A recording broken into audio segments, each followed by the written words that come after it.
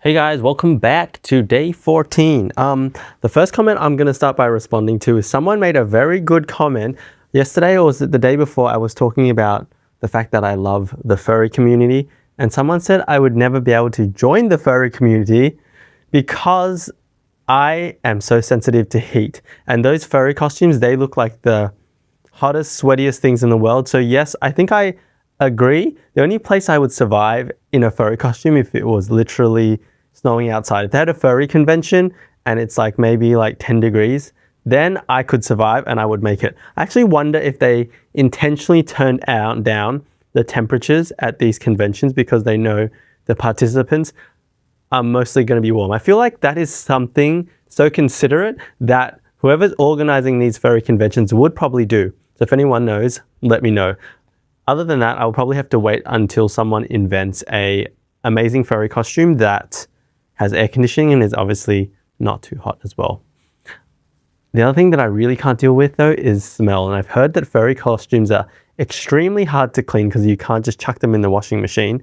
So they can start to have a smell, but there are multiple methods. I've seen some person using like a wet vacuum to clean their furry suits. So I found that pretty interesting. What happened today? Today, some builders came in, or like tradespeople, to fix a bunch of random things around the house.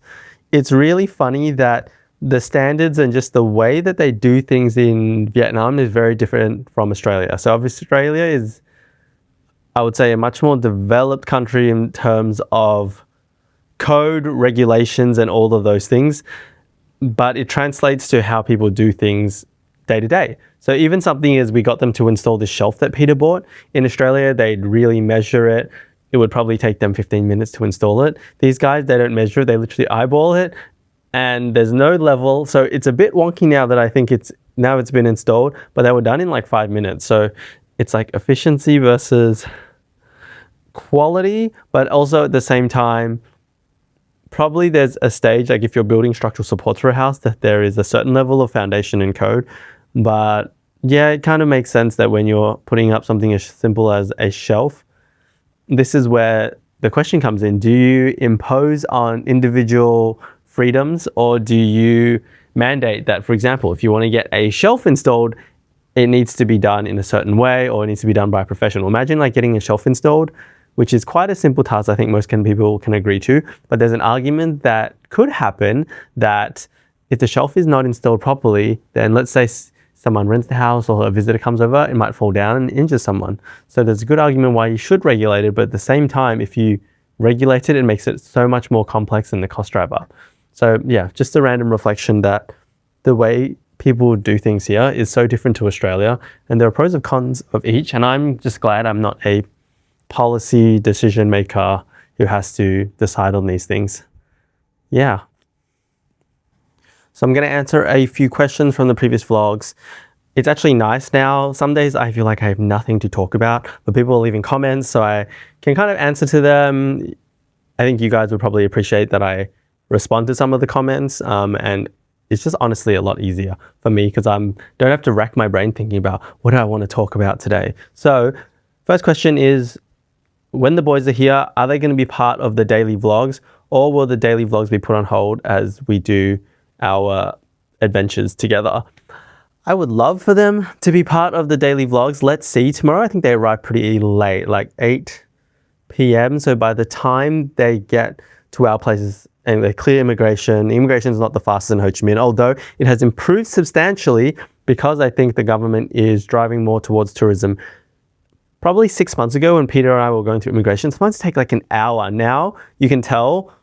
There was one time we went and we just noticed a huge change, and since then it's been really good. Someone definitely got in trouble because things were taking too long, and now it takes like less than 30 minutes. I think we've been through it even as fast as 10 minutes before. So that's really good. But the point is, it takes a while for the boys to get here. By the time they get here, it's going to be 10. I'll see how tired they are.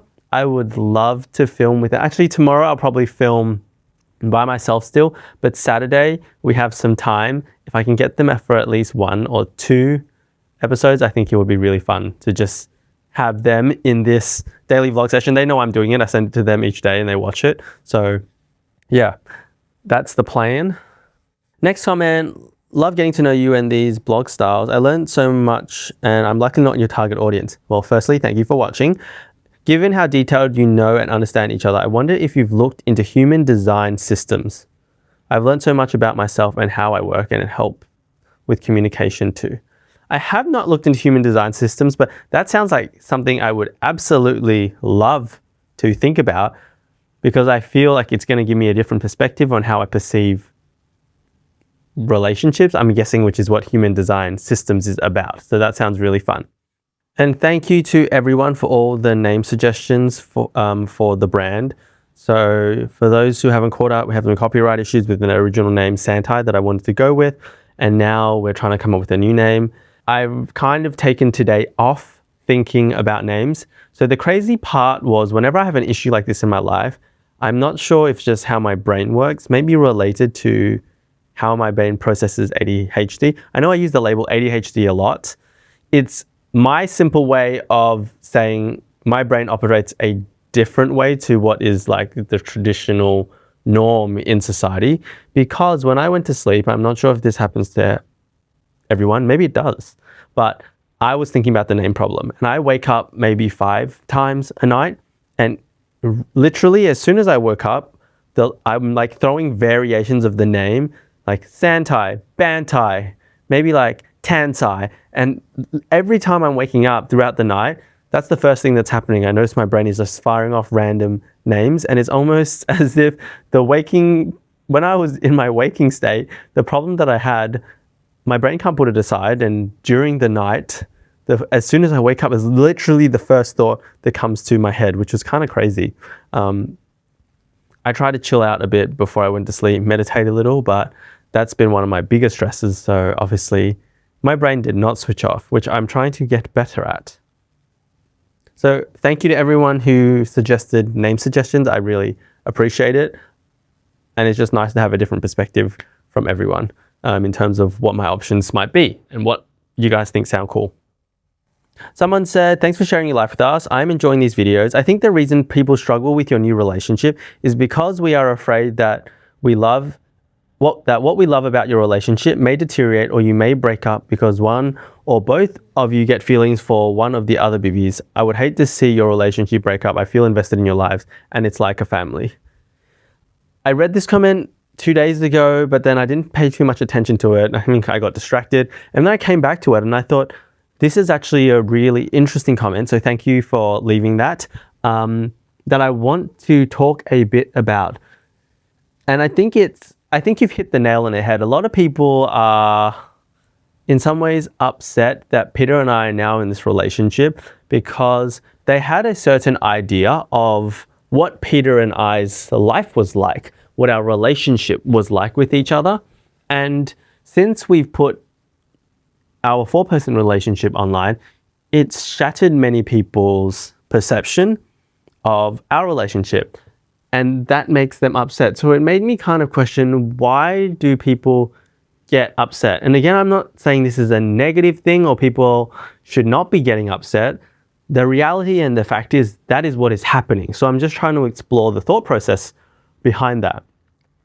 And I would love to hear you guys' opinion on this, but I think in some ways the reality that Peter and I project, which is imprinted in people's minds. I'm not sure if imprinted is the right word. Don't hold me to that, guys. This is a random conversation that I'm sitting on my couch at like 8 p.m. at night talking random shit. So don't hold me to account for anything. But I'm going to use the word anyway. So it's our relationship is imprinted on their mind in a certain way.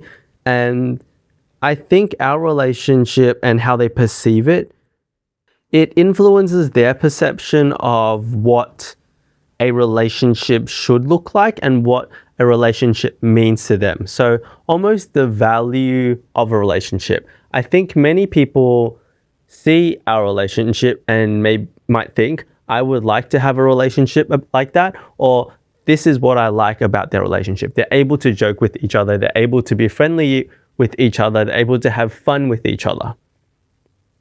And then when you layer on their personal expectations, oh, this is a 2-person relationship because that's what I expect a relationship to be, and it satisfies that tick box. And when you layer on what they expect from themselves in terms of relationship, like I want to be in a relationship with someone else, a two-person relationship, it starts to form part of maybe their identity. And when we suddenly say, oh, sorry, we don't match the mold that you've created, even though we're not necessarily changing ourselves. Again, it's just us getting into this four-person relationship is just an extension of Peter and I's natural behavioral tendencies personally. Suddenly for them, we're kind of like an anchor for what they perceive relationships to be, and that anchor gets pulled, so it obviously rocks them. And most people, including myself, when things like this happen, we react emotionally. Like when something happens in my life, someone for example, my flight got moved a few months ago. We were going to Hong Kong. It got moved a day earlier. My immediate reaction is frustration. I don't sit down and think logically about it, being like, oh, there must be operational issues, blah, blah, blah, blah, blah. My immediate reaction is someone who's talking to you guys right now, and you guys might think I'm well thought out, but I'm only well thought out sometimes. Most of the time, my reaction is emotional. And I think for the majority of people, the initial reaction whenever something happens is emotional. So their immediate reaction when they see us on social media is like quite a casual thing. I feel like you just scroll. They see it and their immediate reaction is, oh my God, this is not what I expected from this couple. So that shatters their reality. So coming back to the comment that was left, I think I completely agree. People are worried that the weight that they put on our relationship that translates back to their own personal experience and what they define a relationship to be could create an issue or like a rift in their head, a gap, a dissonance. I don't know what the right word is, but I think you get my gist. That will affect them should Peter and I's relationship fall apart. Keep in mind, Peter and I do not want our relationship to fall apart. We want to stay together. Or maybe the better way to put it is, keep in mind that I think humans are always self-interested. Humans are always self-interested. Whether it comes to, and Peter and I have discussed this previously in one of our podcasts. Again, someone mentioned that some of these talks are going back to what they enjoyed about our previous podcast, which I'll come to later, but I really appreciate that because that was one of the things that I really loved about doing the podcast, having to have intellectual conversations with Peter. And they are some of the most enjoyable things that I do. And that's one of the big reasons that I love Peter so much.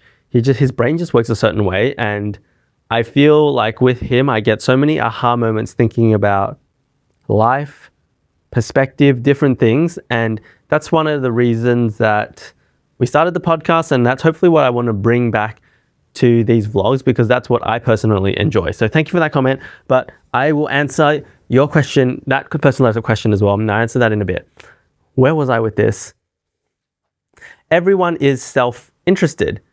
Even someone who does a good deed. And again, this is not a negative thing. Don't think that self-interested in this context it's not selfish. I think selfish has a very negative connotation, but self-interested in discussion, I wanted to have a neutral connotation. So people are self-interested. When someone else does something good, let's say an act of charity, I go and volunteer at the animal shelter. A lot of society's initial reaction, if I just put a poll out on social media, like that's a nice thing to do. But why is that person going to help at the animal shelter? It's in their self-interest too, because they probably get joy, dopamine out of it. Not to say that you shouldn't go help at the animal shelter just because you get joy and dopamine out of it, but everyone does something in life. And the inherent reason is because you get something out of it. Nothing is completely selfless. And why I'm explaining this is this ties back to all relationships. Why am I with Peter? Ultimately, and I don't want you guys to take a negative view out of this, it's more when you see the world this way, you start to realize that people do things for a reason, and it's easy to identify that reason. And sometimes, for example, when I think Peter is being frustrating just to be frustrating, I have this aha moment when I remember he's self-interested. Again, not in a negative way, but for example, he doesn't want to talk to me right now. He's not ignoring me because he's trying to piss me off. It's just he might be at his capacity and it's in his self-interest to conserve energy right now. So that's why I'm explaining this to you guys. So Peter and I are both in our relationship with each other because it benefits us. I love the fact that I have my best friend who I get to work with. We get to take care of each other, and he obviously gets a lot out of me. That's why our relationship works. So if at some point in the future, the self-interest of both of us no longer aligns, we may break up. And that's the same with any couple. It's not just Peter and I. It's really any relationship. Sometimes people don't break up because even though they're not happy, because it's in their self-interest too. So, for example, I have one friend who has been with his partner for a while, but he has some certain issues with his partner, which he's quite upset by, but because they've been together so long, they have a life built together, a lot of assets connected, and he's weighing up, do I break up and have to go through all the breakup procedures, separate assets, separate place of living, separate friend groups? And he is able to say, actually, that's one huge factor in my decision because I have to weigh up all these other things. It's not in my self-interest to necessarily just say straight away, I want to break up. I need to weigh all these things up. So at the end of the day, a breakup, don't see it as a negative thing. Maybe I'm telling you guys not to see anything as a negative thing, but some people stay in relationships that they're really unhappy with because it's not necessarily in their self-interest too. The stress of going through the breakup might be too much. But is that a good thing or a bad thing? If I ask most of you, I'm assuming you guys would say, oh, they're staying in a relationship they are unhappy with. It's probably a bad thing. But for that person, they perceive it to be the best option for them to stay. You always, I don't think it's possible when you consider all the factors to pick the option that is not best for you once you consider all the impacts that you get back from it. For example, I might give Peter the last piece of fried chicken, even though I love fried chicken so much. I love it. It's my freaking favorite fruit. I'm not saying it is, but just stay with me. It's my most deliciously favorited, amazing food in the whole world, but I give the last piece to Peter. Why am I doing that? Because the joy of seeing him eat it outweighs or is more than the joy I get from eating that piece myself. It might be delayed gratification, whatever, but it's still, I'm acting in my self-interest. Again, not a negative thing. So, don't see a breakup per se as a negative thing is what I think I'm trying to communicate. Or this is just my thought process for today. You guys don't have to take any of this aboard. This is just like random thoughts streaming out of Techie's head. The breakup is not necessarily a bad thing, but society has given it I think, a negative connotation. Breakups are always sad. Yes, I get it, because you have so much history with the person that now it's time to part your ways. It's sad. But at the same time, it's a new beginning for people as well. So actually now when my friends tell me I break up, I always ask, is it too soon to say congratulations? And that's just a new perspective that I have on breakups. Yeah, so coming back to the comment a second time, I hope that you guys who are listening here, if anything should ever happen to Peter and I in the future, whether we decide to stay together, whether we decide to break up, which that's not the plan. Like, we get along really well and like we have so much fun together that I don't think we can imagine breaking up. But one of the things actually that draws us so close together is that we are okay breaking up should the situation determine. So how I'll explain that to you guys is we're on the same wavelength with how we think about relationships, what relationships are about. We don't want each other to be in a relationship if they're not happy and getting something out of it. So that's why we're such on the same wavelength that's what kind of keeps us in the relationship. But it feels like a paradox to some people when we say we're okay breaking up, because a lot of people would be like, I would not be okay breaking up, I'll be so sad. That's not what we're saying. We would still be really sad. Both of us would cry our little hearts out. We'd probably be depressed for ages. But that doesn't mean we are not, I don't know how to put it. That doesn't mean that we wouldn't break up if the situation called for it. Which brings me to another thought process that Peter spoke to me about a few months ago. When someone says they are okay, what does okay mean? For me, okay, so for me, my okay, when Peter explained this to me, I realized my okay, and again, this is one of the reasons I love him. He just gives me new perspectives. I realized that my okay, my meaning of okay is very different to Peter's, because I ask him all the time, are you feeling okay? And he'll be like, okay. So someone did a chart and asked, I think 100 or 1,000 people, what does okay mean to you? From a scale of 0 to 10 or 0 to 100%, does okay mean like fantastic, everything's okay, or everything's okay? Even the tone in which you could say it can change. So I think I realized what's happening. When Peter and I say we're okay breaking up, some people will be like, oh my God, they're happy to break up. No. So it just means that we have different versions of what okay means. For example, take Peter. Peter, when he says he's okay for asking me, are you feeling okay? He will, anything above a 3 or 30% is considered okay, which is like such a huge range. For me, okay, are you okay or not, is like 50-50. 50%, if I'm feeling better than 50%, I will say I'm okay. So already there's like a 20% variation between the two of us. And it took me forever to find out this. No, I lied. So when I say I'm okay, it actually means like I'm doing like good. If I'm kind of not okay, it might be 50%. But my okay is probably like 75%. If I'm better than 75%, I'm okay. I'm having a good day. If I'm under 75%, it's not so great a day. Whereas Peter's threshold is like 30 and 30. So under 30, he's not having a good day. Above 30, he's having an okay day. He wouldn't call it a good day, but he's like, I'm surviving, I'm doing good. I was going to say okay, but that's really confusing for this explanation. So yeah. I hope that answers and responds to your question. And I have one more question that I need to respond to today because someone left a comment and I promised I will respond to it in this vlog, so I better do it, even though this is starting to get a bit long. Someone asked, what is the Vietnamese word for the same thing?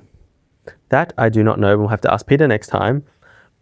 Someone else says, I always love hearing both of your different perspectives on things in life. That was my favorite part of your podcast before, and it's nice to see that they come through in these vlogs now. You always make me think about my own perspective on life. Would you mind? Well, thank you very much for that comment. I really appreciate it. And I'm appreciative of that comment because it reminds me what I like to talk about. And this is one of the things I'd love to yap about. So thank you for that. Would you mind talking through how you both approach discussions of becoming in quad and the process that led you to making the joint decision to expand your relationship? And then there's a second question which I'll answer in a second bit. So first, this question. Our approach on the discussions that led us to becoming a quad. Peter and I vibed with Joelle and Dan really well. We just got along. We saw how they took care of each other. They were unashamed to show their love. We suggested actually to them, oh, you guys should start a couple page as well and just post your content, because we saw they were really good at making content, much better than Peter and I. So based on that, we saw them, they started posting. They were posting really good content, and the vibe of their content is just really like, they really love each other. And after spending time with them, we realized we were kind of, I wouldn't say mirror images, but how we value our partner, we're kind of reflections, both couples. And we started getting closer and closer. The discussion with Peter was like, how do you feel about them at the start? And I think we were both like, oh, we don't love them how we love each other at the start, but we love spending time with them and we feel really close to them. And at that time, Peter and I don't really spend much time with many people. We'll travel and we'll see friends and stuff. But apart from that, spending time with people socially, let's say in our city, we have very limited social batteries. So we don't go out much. But with Joel and Dan, it's very chill. We're all on the same page. We can just chill, do nothing. And it's like the vibe is there. We're very comfortable. So I think we were aligned on vibes and we're like, oh, are you okay spending more time with them? Peter's like, yeah, I'm happy spending more time with them. I enjoy spending more time with them. So we just all eventually spent more time together. I think it was a similar discussion on Joel and Dan's side. So to answer your question, we just spent more time together because, let's say as friends, we enjoyed spending more time together. It wasn't necessarily let's become a quad, but over time we gradually became more comfortable with each other. Like we would hug each other, especially Joella and I are more physical. Then like I'll check in with Peter and like, are you okay with me hugging Joel? Because I'm hugging him more now. Peter's like, yeah, I don't mind. Like, you're not hugging me, thank God. It's probably something that he said. And yeah, then from there, it's almost like the boundary. We never felt, maybe because we're gay, we don't feel the pressures of traditional relationships where it's like, oh, you can't hold another guy's hand. It's like okay for us to hug each other. So that boundary was already a bit, it's, I don't want to say eroded, but it didn't exist. So we didn't feel like we had to fall into certain social rules as to what is more acceptable or not. It was a lot more flexible for us. And that's how we got closer. And then at some stage, I think we realized we were treating each other more similarly to boyfriends. Like when we go out, Peter and I, it's like, we'll pay and then they'd pay. And really our close friends and people we really love, that's what we do. We don't like to be calculative. And through that, we ended up somehow becoming a quad. I hope that answers your question, that it's a lot more gradual process. If it doesn't, please let me know. I'm almost at 30 minutes. The last question is also curious if you've thought about living together as a quad in the future and what that might look like for all of you. So very quick answer. I think this is something I probably answered before, but we would consider living together. The hard part is the visas because they're based in Singapore, we're in Vietnam. Getting visas for each other's country is quite tricky, but a really optimal situation. And this is one of the reasons that I think we make content, we put out content as a four, which some people criticize, but it's our way. It's actually one of the most realistic ways for us to be able to live together. And like if we can make a living from making content together as a four, that would be amazing. And I think the reality is we'd probably have to travel between each other's countries because of the visa situation. Hope that answers your questions. Anyone else has any other questions, please leave them in the comments and I will read them and hopefully answer to them. Thank you for joining me today and I will see you guys tomorrow and hopefully we'll see the boys soon. Bye guys.